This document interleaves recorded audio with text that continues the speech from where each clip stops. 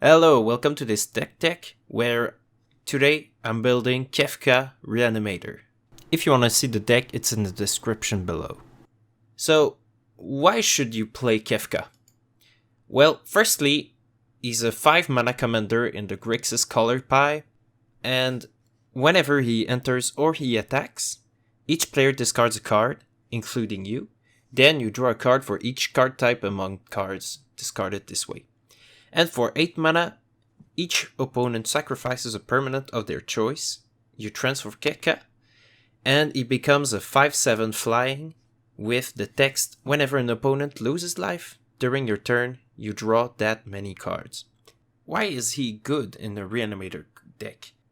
The three main points of a Reanimator deck is that you want to firstly put something in your graveyard, reanimate it, and then gain value. And Kefka himself is useful to draw cards. At minimum, you should be drawing one card, but most of the time it's going to be more than that. And maybe the first time it activates, your opponents are going to be able to coordinate what type of card they are discarding, so that you lose on that value. But the more it goes on and you strip their hand of resources, the less they're going to be able to do that, and the more cards you're going to be able to draw. So in this deck, there is a main plan and a backup plan. The main plan is that early game, you're going to discard a big creature like turn 1 or 2. Then turn 3, you reanimate the creature, and in your hand you keep up counter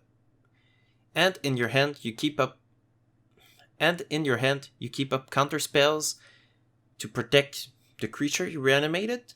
And eventually you're going to play Kefka, and you can draw many cards with him and gain a bunch of value.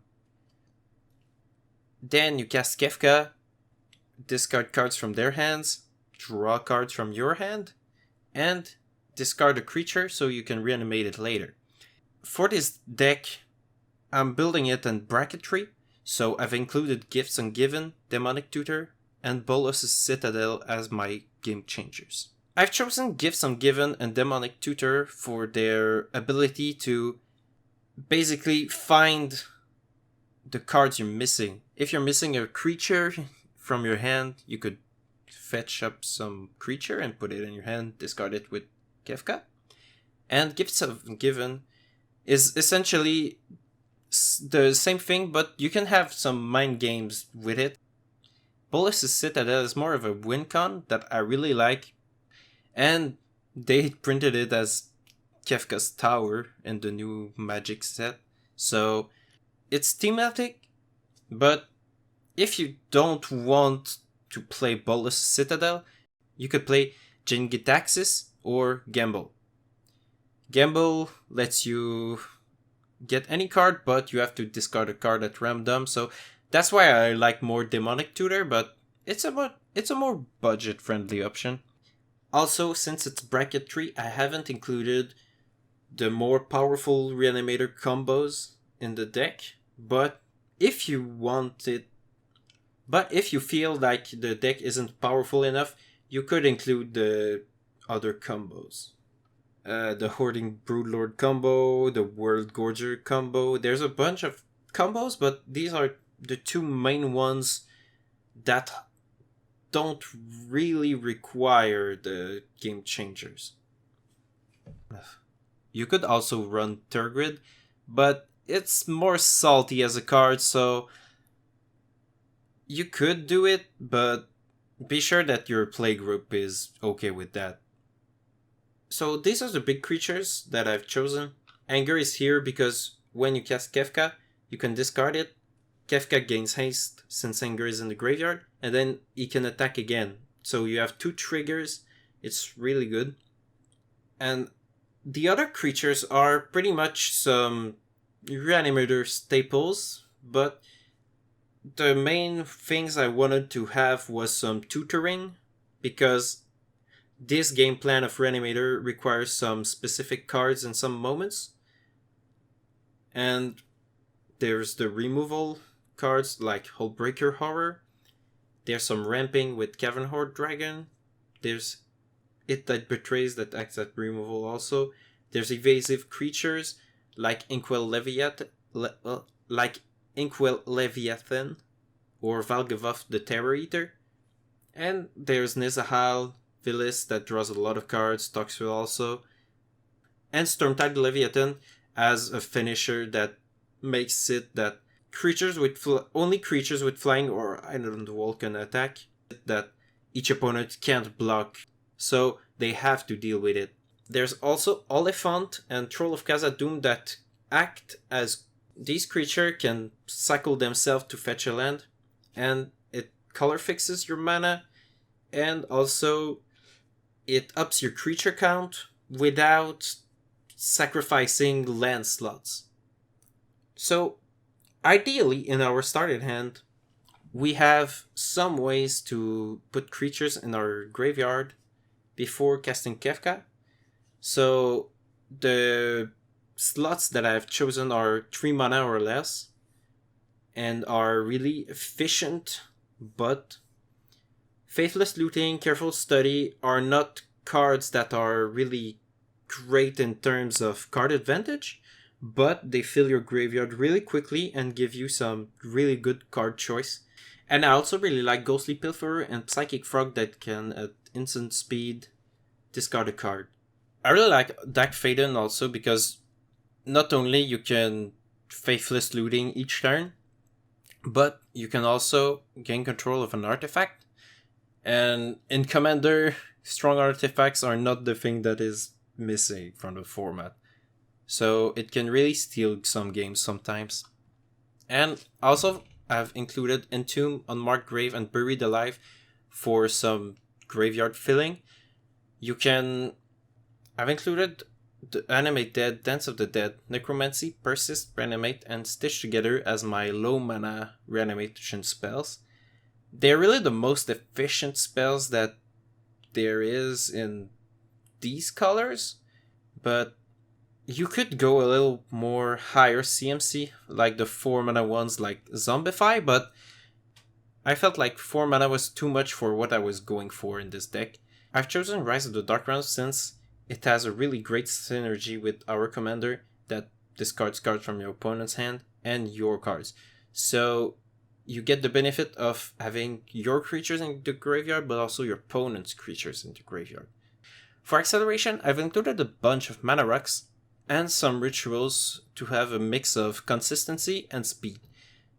The rituals are really good for big mana play, so if you have a bunch of rituals in your starting hand and a big creature, you could cheat it out of play with those rituals. Burnt Offering, Calling the Weak, Sacrifice are cards that can also be used to dodge exile-based removal like Farewell or Swords to Plowshares. So in response to that, you sack your creature so it doesn't get exiled if you want to reanimate it later. But you can also use these cards with Hoarding Broodlord to gain a bunch of mana and make a big play to win the game. I've included a bunch of counterspells in the deck. Izzet Charm, I really like it because it doubles down as a Faithless Looting effect. The main thing that you want to counter with this deck, since you're going to usually put a big threat on the board early, is to protect your board. I also really like Reverse the Polarity as a counterspell because, sure, it's 3 mana, but it can also just straight up win you the game by making it that creatures can't be blocked this turn. Since we have removal attached to our reanimation targets, and we have a lot of counterspells, I haven't included a lot of removal, but the removal that we have is pretty strong and can hit a bunch of things. So I've included Chaos Warp, Fel the Profane that doubles down as a land, Toxic Deluge in case there's too much creatures on the battlefield, and Vandal Blast to destroy artifacts. And Volatile Stormdrake can be used to either steal an opponent's creature or sacrifice it. Discard Since this deck has a lot of looting effects, most of the draw are really big finishers like Bolas Citadel, Necrologia, and Mystic Remora, depending on the decks you're against, can be really game-winning with the amount of cards it draws. Brainstorm, Ponder, and Portal are mainly there to find the pieces that you want, so either creature to discard, or a reanimation spell early game, or maybe a discard outlet. They're really efficient because of their 1 mana cost. Since I want this deck to be consistent, I've included a few tutors like Demonic Tutor, Diabolic Intent, that is Demonic Tutor but you have to sacrifice a creature, and Limdol's Vault. Limdol's Vault is kind of spicy because you can manipulate the top cards of your library, so it can be really useful with Bolas' Citadel, or just to find your reanimation spell or creature or removal that you need in the moment.